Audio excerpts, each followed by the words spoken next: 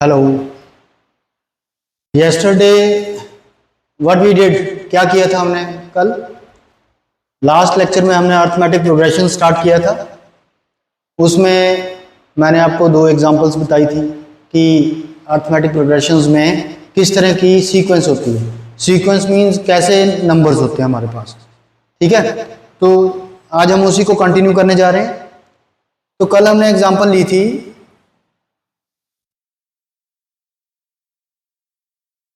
3, फिर उसके बाद 4 ऐड किया था इसमें, 7, 11, then after 15 and so on. फिर मैंने ये बताया था आपको कि इसको जो फर्स्ट टर्म है उसको ए बोलते हैं। First term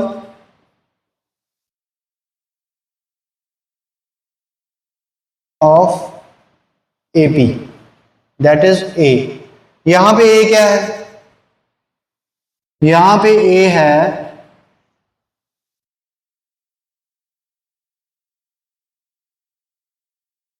a is equal to 3, और इसमें एक कॉमन डिफरेंस भी लिया था हमने, d। वो क्या था? 7 माइनस 3, दैट इज 4। एक बात और बताई थी इसमें कि अगर ये डिफरेंस दो टर्म्स के डिफरेंस सेम आए, जैसे सेकंड में से फर्स्ट माइनस करो, थर्ड में से सेकंड माइनस करो, फोर्थ में से थर्ड माइनस करो, अगर ये सेम आ रहा है then this sequence is a special kind of sequence. इसको हम क्या बोलेंगे? ये स्पेशल सीक्वेंस बन गई। फिर इसको कहेंगे अर्थमेटिक प्रोग्रेशन, अंकगणितिक लड़ी। आगे कंटिन्यू करते हैं। उसके बाद मैंने आपको बताया था कि हम third, fourth, fifth, seventh, eighth, tenth कोई आगे की टर्म निकालना चाहें अगर, तो उसके लिए एक फॉर्मूला जनरेट किया था कल। वो था ये वाला, a n is equal to a plus n minus 1 into d. यहाँ पे ए डिनोट कर रहा है फर्स्ट टर्म को, डी डिनोट कर रहा है कॉमन डिफरेंस को, और एन जिस नंबर की टर्म हम निकालना चाहते हैं। तो मान लो यही सीक्वेंस है, इसमें मैं 52nd टर्म निकालना चाहता हूं। 52nd टर्म, इसको लिखेंगे कैसे? A52, इसका फॉर्मूला क्या बनेगा? A plus 52 minus 1 into D. तो ये बन गया, A की जगह पे हम पुट करेंगे 3 plus 52 minus 1 is 51 into D is what? 4। तो हमारे पास क्या आ गया? 3 प्लस 204। तो ये आ गया 207। वेरी इजी, बहुत सिंपल है। एक ट्रिक ही है कि हमें एक सीक्वेंस दी हुई है, हम उसमें कोई भी नंबर ऑफ टर्म निकाल सकते हैं। ये तो था हमारा एक पार्ट। अब मैं इसके सेकंड पार्ट पे जा रहा हूं। मुझे लगता है कि आप लोगों ने बुक में ये टॉपिक जरूर देखा होगा, मैं एक बार क्लास में भी करवा चुका हूं और अभी मैं इसको रिपीट कर रहा हूं, रिवाइज हो जाएगा आप लोगों का ये। तो देखें आगे। सो जो नेक्स्ट टॉपिक है हमारा इसमें, वो है sum to nth term. Sum to nth term, इसका मतलब क्या है?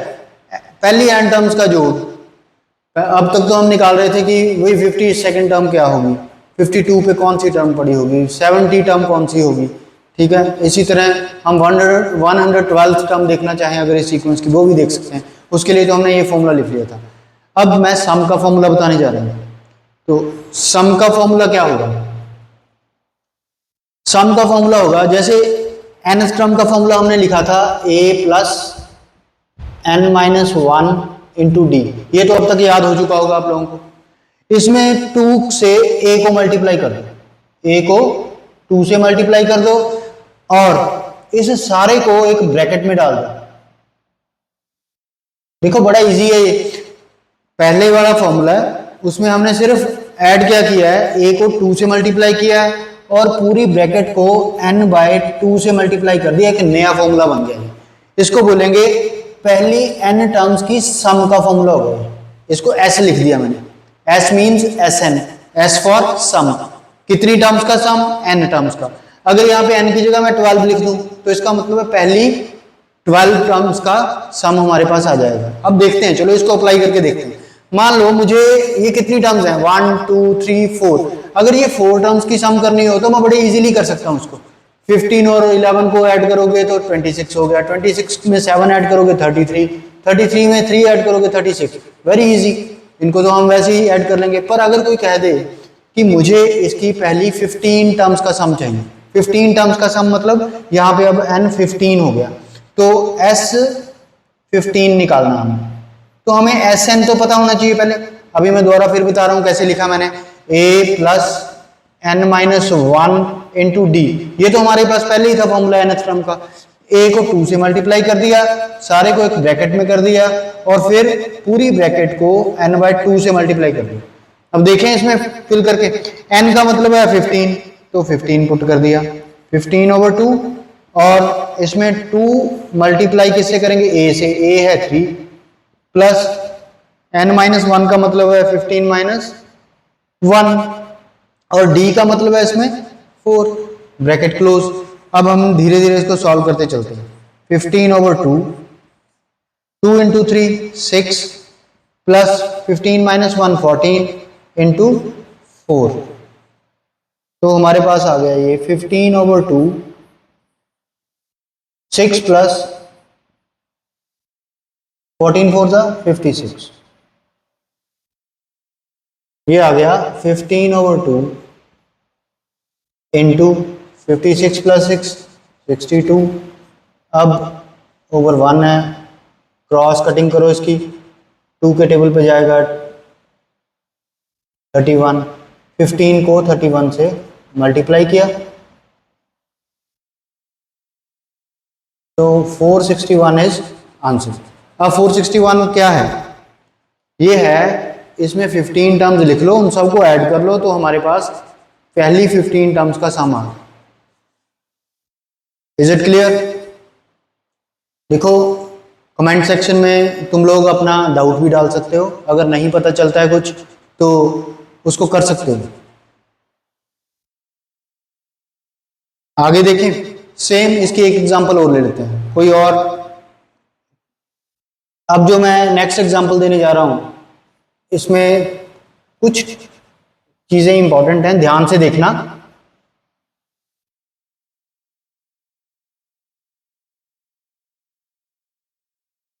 सपोज करो अब की बार मैं जो सीक्वेंस ले रहा हूं ये है, मैं शुरू कर रहा हूं इसको 54 से, 54, अगली टर्म है इसकी जो 51,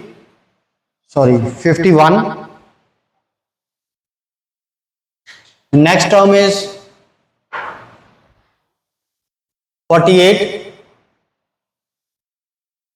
एंड सो ऑन, आगे पर कंटिन्यू चलती रहेगी ऐसे। तो अब इस पे आते हैं, सपोज करो इसमें फर्स्ट टर्म क्या होगी, चलो पहले ये देखते हैं। पहली टर्म मतलब ए होगी हमारे पास 54। अब डी क्या होगा इसमें, बच्चे मोस्टली इसमें एक गलती करते हैं, ये अब मैं पूछूंगा इसमें गैप कितना चल रहा है, तो स्टूडेंट्स इसमें देख के बता देंगे कि 54 के बाद 51 आ रहा है जी, 3 का गैप चल रहा है। पर यहाँ पे हमने 3 नहीं लेना, हमने सेकेंड टर्म में से फर्स्ट टर्म माइनस करके देखनी है, लिख के करना है इसको, ठीक है, लिख के करोगे गलती नहीं करोगे।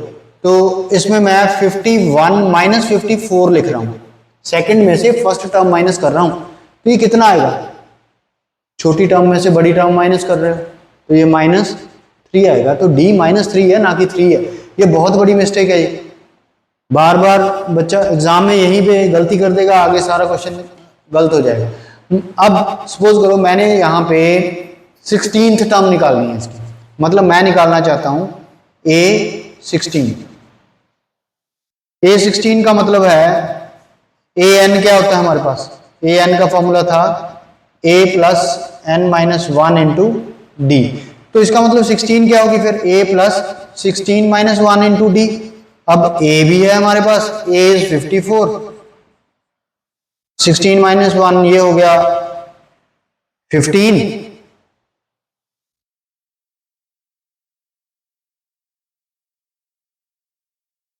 इंटू डी कितना है, डी इज -3, तो ये आ गया 54 ये माइनस बाहर आके इसको माइनस बनाएगा 45। सो ये हमारे पास 9 आंसर आ गया इसका। 54 माइनस 45, ये कौन सी टर्म आई है? 16। देखो भाई ये टर्म्स कम हो रही हैं, ये कम होते होते 16th टर्म पे जाके ये 9 बन जाएगा, क्योंकि पहले 54 था, फिर 51 हो गया, फिर 48 हो गया, एंड सो ऑन। इसी तरह घटते घटते ये 16th टर्म पे 9 रह जाएगा। मान लो कोई कहे कि मेरे को 27th टर्म चाहिए, तो 27th टर्म निकालने के लिए A27 लिखूंगा मैं। A27 का मतलब है A plus 27 minus 1 into D. तो ये कितना आएगा? A तो हमारे पास 54 है, प्लस 26 इंटू डी है हमारे पास -3। तो कितना बनाएगा?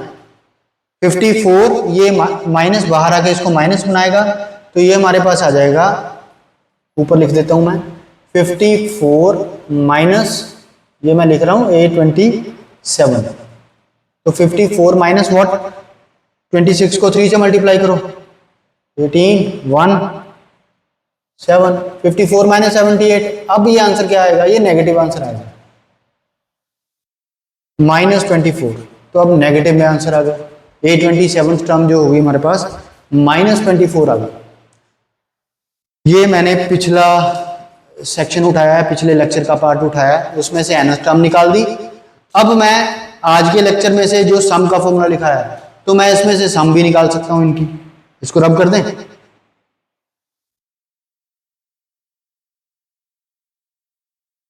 अब हम इसको आगे देखते हैं। मैं अब सम निकालने जा रहा हूं इसकी। सम कैसे होगी देखो तो। मान लो मैं पहली 16 टर्म्स की सम निकालना चाहता हूं, मतलब मैं S16 निकालना चाहता हूं। Sn था n/2, 2a plus n minus 1 into D. तो S16 क्या होगा? n की जगह 16 भर देते हैं ओवर 2, 2 इंटू a की जगह पे क्या आएगा? 54 प्लस n की जगह पे फिर 16 माइनस 1, d की जगह पे आ गया -3, ब्रैकेट क्लोज। अब इसको ब्रैकेट को सॉल्व करते हैं। 16 2 के टेबल पे कट गया, 2 1 जा, दिस इज 8, और अंदर 54 को 2 से मल्टीप्लाई करेंगे 108। ये माइनस बाहर आके इसको माइनस बना देगा, 16 माइनस 1 हो गया 15, 15 3 जा 45, 15 को 3 से मल्टीप्लाई करेंगे 45 आ गया।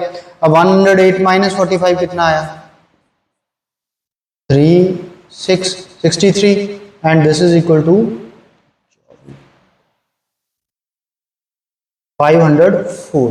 तो हमारा आंसर है जो S16 पहली 16 टर्म्स का सम है जो, वो 504 आ गया। Is it clear? ये सेक्शन था हमारे पास सम का। पहला सेक्शन हमने कंप्लीट किया है। टर्म फाइंड करनी हो, अगर हमें कोई कह दे कि भाई ये सीक्वेंस दी हुई है, हमें 3-4 टर्म्स ही देते हैं सीक्वेंस की, आगे तो डैश डैश लिख देते हैं। फिर कोई कहे कि इसकी भाई 252 टर्म निकालो, कोई भी निकाल सकते हैं हम इसकी टर्म। उसके लिए फॉर्मूला लगाएंगे an का, a plus n minus 1 into D. अगर कोई कहे हमें 200 पहली 200 टर्म्स की सम निकाल दो, तो हम इसमें सम का फॉर्मूला लगा देंगे। एक इसी टॉपिक में तीसरी जो प्रॉब्लम है, थर्ड काइंड ऑफ प्रॉब्लम क्या होगी?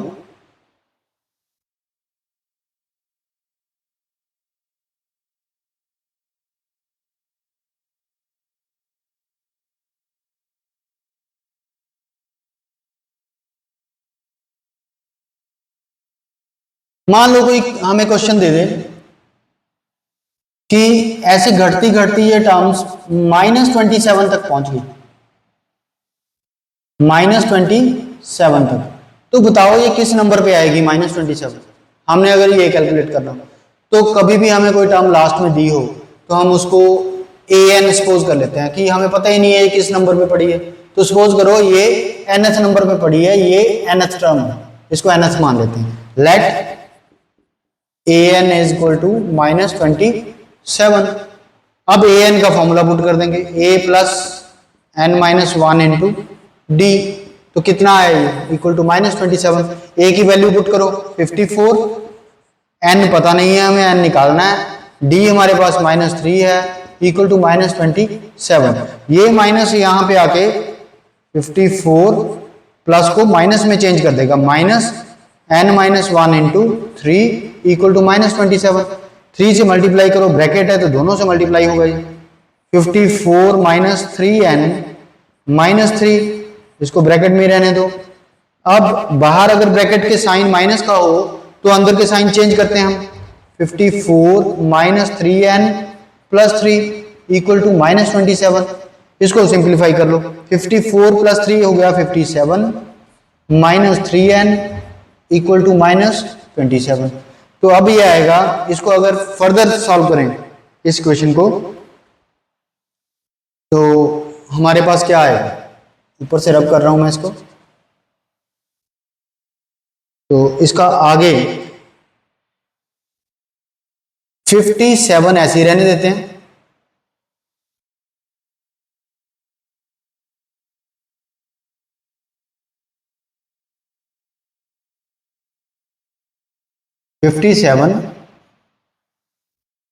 माइनस इधर आके प्लस हो जाएगा, plus 27 equal to minus 3n उस तरफ जाके प्लस 3n होगा। तो 57 प्लस 27 कितना हुआ, 84। 3n 84 upon 3 equal to n। तो देखो तो ये 3 के टेबल पे गया, 3 2 6 8, so n is equal to 28 आ गया। सो जो हमारी माइनस 27 टर्म थी वो कहाँ पे होगी, 28th टर्म पे पड़ी होगी, A28 होगी वो। तो इस तरह हम कोई टर्म दी है किस नंबर पे पड़ी है वो भी फाइंड कर सकते हैं। मतलब इस क्वेश्चन में हमें 3 तरह के क्वेश्चन बन रहे हैं इसमें। पहला क्वेश्चन क्या है कि हमें सिंपली वो कह दें, सिंपली हमें ये कह दें कि कोई सीक्वेंस दी है उसमें 3 या 4 टर्म्स दे दी, फिर हमें उसकी कोई भी एनी nth टर्म निकालने के लिए बोल दे तो हम an का फॉर्मूला यूज करते हैं। और उसके बाद अगर सम टू n टर्म्स कह दे तो हम सम का फॉर्मूला यूज कर लेंगे। ये टॉपिक अर्थमेटिक प्रोग्रेशंस का 10th क्लास के लिए इतना ही है और ये बहुत इंपॉर्टेंट है। और इसमें इन स्पेशल सीक्वेंसेस को सॉल्व करने का हमें ये 2 तरह के फॉर्मूले हैं और 3 या 4 टाइप्स के क्वेश्चन आते हैं। एक क्वेश्चन और भी बनता है इसमें कि जिसमें हम अगर कोई सीक्वेंस डिक्रीज हो रही है तो वो 0 तक कब चली जाएगी, उसकी कौन सी टर्म 0 होगी, तो वहाँ पे हम an को 0 सपोज कर लेंगे। फिर कि 0 ही बनाना है तो 0 हमारे लिए an टर्म हो जाएगी और उसमें an का फॉर्मूला लगा के n फिर निकाल लेंगे। सो दैट्स इट, हमारा ये टॉपिक यहीं पे ख़त्म होता है और मैं आशा करूँगा कि आप लोग इसके एक्सरसाइज के क्वेश्चंस करोगे और अगर कोई प्रॉब्लम आती है तो कमेंट सेक्शन में भी, और वही प्रॉब्लम्स मैं क्लासरूम में भी ले लूँगा। Thank you, that's it.